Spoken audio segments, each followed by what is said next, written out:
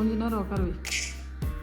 Hi guys, this is Soni. எல்லோரும் எப்படி இருக்கீங்க? எல்லோரும் சூப்பராக இருப்பீங்கன்னு நினைக்கிறேன். நானுமே ரொம்பவே நல்லா இருக்கேன். மம் ஆஃப் 3.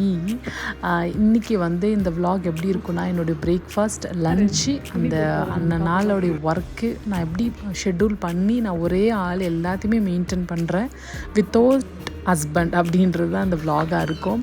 என் பசங்களை வந்து நான் எப்படி எங்கேஜாக வச்சுக்கிறோனோ இந்த விலாகில் இருக்கும்.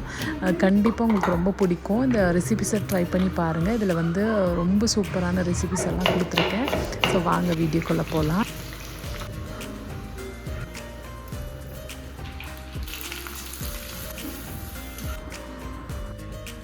இல்லையா? எங்கள் வீட்டில் வந்து 2 பெட்ரூம் இருக்குது. கிட்ஸுக்கான ரூம் வந்து எனக்கு ஆப்போசிட்டில் இருக்கும். இது என்னுடைய ரூமு, அதாவது எங்களுடைய ரூமு. இதில் வந்து பசங்க மார்னிங் எழுந்து வந்ததும் இந்த ரூமுக்கு தான் வருவாங்க. எப்படி சொல்ல, பசங்க வந்து விளையாடுறது எல்லாமே 2 ரூம்லேயும் விளையாடுவாங்க. ஆனால் வந்து லெனி எப்படி பண்ணுவான்னா, என் ரூமை மட்டும் தான் மிஸ்ஸி பண்ணுவாள்.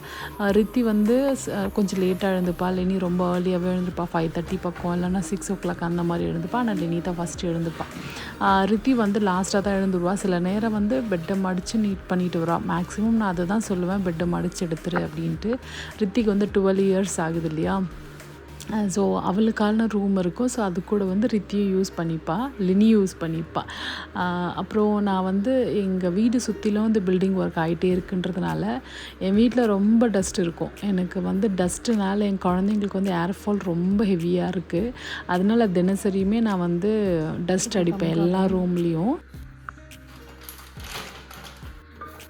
பிரேக்ஃபாஸ்ட்டுக்கு வந்து நான் ரெட் ரைஸில் புட்டு மாவு இருக்குல்ல, டபுள் ஹார்ஸ் பிராண்ட், இதில் நான் ஷார்ட்டில் கொடுத்துருந்தேன். இதில் வந்து நான் ஒரு கப்பல் 1.5 கப்பலுக்கு ஆர்டர் எடுத்திருக்கேன். ஸோ நான் ஒரு 2 கப்பலுக்கு மாவு எடுத்திருக்கேன். ஸோ கொஞ்சமாக உப்பு சேர்த்துட்டு தண்ணியில் தெளித்து உப்பு புட்டுக்கு எப்படி பிணைவாங்க இல்லையா? ஸோ கொஞ்சம் மணலாக இருக்கிற மாதிரி நம்ம பிணைஞ்சிக்கணும். இது பிணைஞ்சிட்டு ஒரு 20 minutes கிட்ட அப்படியே விட்டுடுங்க. விட்ட பிறகு இந்த ரைஸ் என்ன ஆகும் அப்படின்னா, திருப்பி வந்து ட்ரை ஆகிடும். ஏன்னா அது ரெட் ரைஸ் இல்லையா? நீங்கள் எவ்வளோ தண்ணி ஊற்றினாலும் அது ட்ரை ஆகிடும். ஸோ ஒரு தேங்காய் உடச்சி அதை நான் வந்து மிக்ஸி ஜாரில் வந்து க்ரஷ் பண்ணி எடுத்துக்கிறேன். எனக்கு இந்த கொழாப்புட்டு ரொம்ப பிடிக்கும். ஆனால் இதில் வர கீழே ஒரு ஷெல் மாதிரி வரும் இல்லையா? அது வந்து இதோட 2வது கொழாப்புட்டு வாங்குறேன். அது தொலைச்சிட்டேன். எப்படி தொலைப்பனே தெரியாது, அதை தொலைச்சிருவேன். கீழே வந்து அந்த தேங்காயோட ஷெல் இருக்கும் இல்லையா? அது கீழே போட்டுட்டிங்கன்னா அது எதுவும் ஆகாது. கீழே தேங்காய், அதுக்கு மேலே ரைஸு, அதுக்கு மேலே தேங்காய், அதுக்கு மேலே ரைஸ், அப்படி போட்டிங்கன்னா நல்லா சாஃப்டாகிடும். டிவி பார்த்துட்டே வந்து 3 பேர் உட்காந்துட்டு இருந்தாங்க. ஸோ அப்படியே வந்து பேபி தூங்கிட்டான். சரி, ஏன்னா வந்து சம்மர் ஹாலிடேலாம் சத்தம் போட்டுகிட்டே இருப்பாங்க. நம்ம எவ்வளோ அமைதியாக இருங்கன்னு சொன்னாலும் பசங்க கேட்க மாட்டாங்க. அவங்க கூடவே செட் ஆகிட்டா பேபி. அதனால் பெருசாக எனக்கு கொஞ்சம் டென்ஷன் எல்லாம் இல்லை. நான் வந்து கொஞ்சம் நல்லா என் பசங்க எனக்கு செட் ஆகிடுவாங்க. அதனால் ப்ராப்ளம் இல்லை. அதுக்கப்புறம் வெளியெல்லாம் கொஞ்சம் தொடச்சி விட்டு வந்து எவ்வளோ நம்ம க்ளீன் பண்ணாலும் டஸ்ட்டு வந்துடும். என் வீட்டில் வந்து டஸ்ட்டுக்கு பஞ்சமே இல்லை. ஸோ அந்தளவுக்கு டஸ்ட் இருக்குது. மொத்தம் 4 பில்டிங் ஆகிட்டுருக்கு. அதனால் சுற்றி அடிச்சிட்ருக்கு.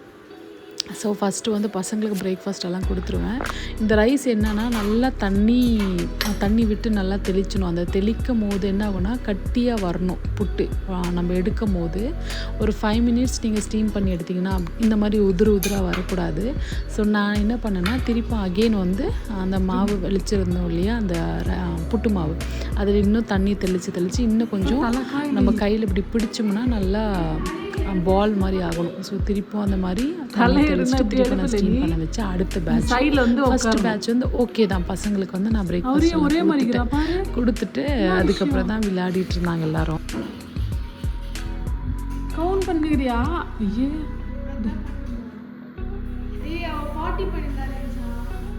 கக்கா பண்ணிட்டுக்கிறாளாம், விட்டுரு.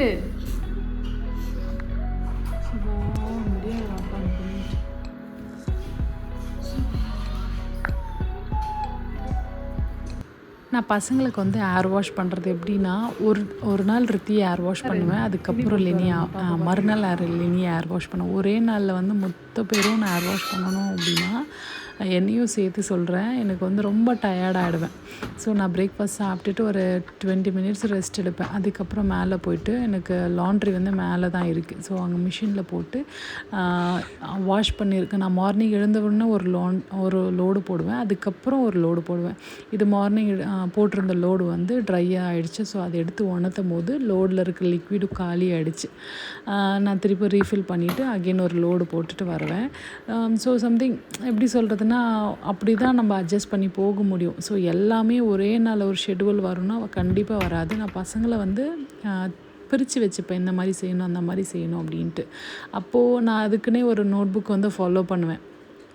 ஸோ இந்த நாள் இந்த ஷெட்யூல், இந்த நாள் இந்த வேலை பண்ணணும், இந்த மாதிரி பசங்களுக்கு வேக்சின் ஆகட்டும், பசங்களுடைய வந்து சம்திங் நிறைய விஷயம் வந்து நம்ம மைண்ட்லலாம் திங்க் பண்ணலாம் ஆகாது. நான் அதுக்குன்ட்டே ஒரு பிளானர் வச்சுருப்பேன். எப்போ அதை நான் உங்களுக்கு காட்டுறேன். ஸோ அந்த பிளானர் படி பண்ணோம்னா கொஞ்சம் ஈஸியாக இருக்கிற மாதிரி இருக்கும். இல்லைனா நமக்கு மறதி ஆகிட்டே இருக்கும். ஏன்னா ஓவர்லோடு போடுவோம் இல்லையா நம்ம மைண்டுக்குள்ளே. ஸோ திருப்பும் நான் உணர்த்திட்டு கீழே வந்துடுவேன். வாஷ்ரூம் போ.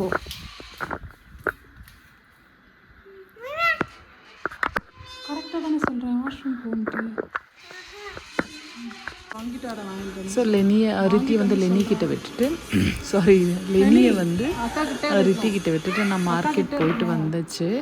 எனக்கு வந்து சம்திங் எனக்கு இதெல்லாம் கொஞ்சம் ஸ்ட்ரகிளாக இருக்கும். நம்மளே வந்து மார்க்கெட் போகணும். ஸோ நம்ம வந்து ஏன் அப்படின்னா எனக்கு வந்து ஃப்ரிட்ஜ் வந்து கொஞ்சம் உடஞ்சி போச்சு. ஸோ அந்த உடஞ்ச ஃப்ரிட்ஜை வச்சு தான் மெயின்டைன் பண்ணிகிட்ருக்கேன். ஸோ அதுக்கப்புறம் டஸ்ட்பின்ஸ் ஃபுல் ஆகிட்டு அவ்வளோவா வர்றதில்லை. ஒரு வீக்லி 1 டைம்ஸ் வருவாங்க.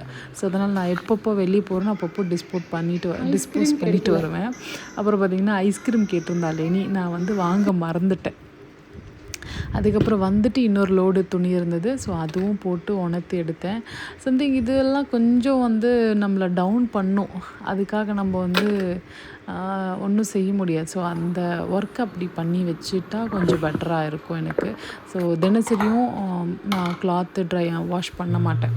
ஸோ அதுக்கு ஸ்ப்ளிட் பண்ணி ஃபஸ்ட்டெல்லாம் தினமுமே நான் லாண்ட்ரி போட்டுட்ருப்பேன்.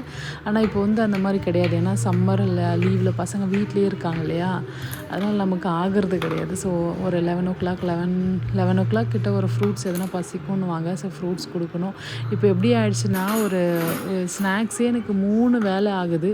இல்லை ஃபுட்டும் 3 வேலை ஆகுது. கிட்டத்தட்ட நான் 6 டைம்ஸ் அவங்களுக்காகவே மேக் பண்ணுற மாதிரி இருக்குது. ஃபுட்டாகட்டும் எதுவாகட்டும். இப்போ ரெசிபிஸ் கூட ரொம்ப கம்மியாக இருக்கும்.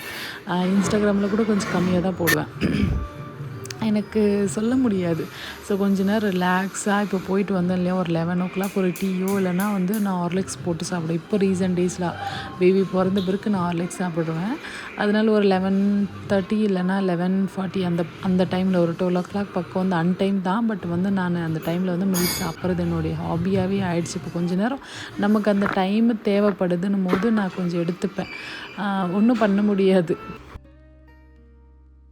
நான் கொஞ்ச நேரம் ரெஸ்ட் எடுக்கலான்னு வருவேன். அப்போ தான் லெனியும் ரித்தியும் வந்து ஏதாவது காமெடி பண்ணுறேன் விளையாடுறேன்ட்டு அந்த தூங்குகிற குழந்தைய எழுப்புவாங்க. என்னால் ஒன்றும் செய்ய முடியாது. ஏன்னா இவங்களும் ஹாலிடேயில் இருக்காங்க. ஸோ எவ்வளோ ஆக்டிவிட்டீஸ்க்கு நான் கொடுத்தாலும் சரி, அவங்க என்ன பண்ணுவாங்கன்னா மறுபடியும் அதே சேட்டை வேலை செய்வாங்க. எப்படி சமாளிக்கிறீன்னு கேட்குறீங்களா? நான் எப்படி ஷெட்யூல் பண்ணுவேன்னா, மார்னிங் ரொம்ப சீக்கிரம் எழுப்பி விடுவேன். அரௌண்ட் ஒரு 6 o'clock எழுந்துருவாங்க ரித்தி. லெனி வந்து சொல்லவே வேணாம், அதுக்கு முன்னாடி லெனி எழுந்துருவா.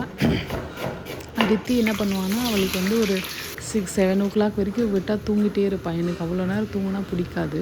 சீக்கிரம் எழுப்பி விட்டுடுவேன். இது வந்து சில்லி சிக்கன் வந்து ரொம்ப நல்லாயிருக்கும். இதில் மஞ்சள் பொடி, மிளகாய் பொடி, மல்லிப்பொடி, கொஞ்சமாக 1 டேபிள் ஸ்பூன் கார்ன்ஸ்டார்ச்சு, 1 டேபிள் ஸ்பூன் மைதா பொடி, தேவையான இஞ்சி பூண்டு பேஸ்ட்டு, உப்பு, 1 முட்டை.